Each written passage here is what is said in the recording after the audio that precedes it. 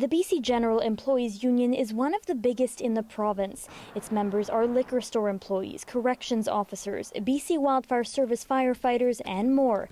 And with negotiations with the province breaking down, job action could be coming. If we have to do job action, we will be very strategic, very thoughtful.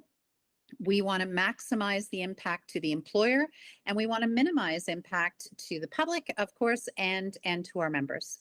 The union is negotiating in part for higher wages, arguing that with skyrocketing inflation, the current offer from the government adds up to a wage cut.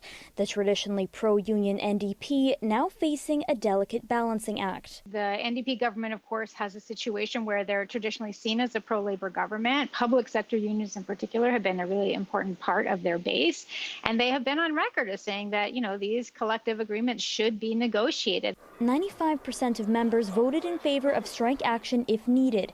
With so many of the jobs critical to people across the province, essential service levels would be maintained, including for the BC Wildfire Service. Things that immediately impact or could detrimentally impact the safety, health and welfare of the citizens would not be able to participate in job action. So that's why you don't see paramedics on strike. The BCGEU also includes some healthcare workers and long-term care home workers. They're not included in this negotiation, but the sector says any future strike in those fields needs to be avoided.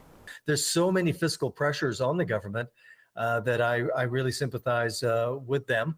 But of course, people working at the front lines deserve to be well paid. So we just need to be prepared. The last BCGEU strike was in 2012 and included picket lines of BC liquor stores.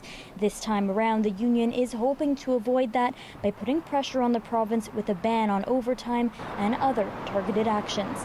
Michelle Ghoussoub, CBC News, Vancouver.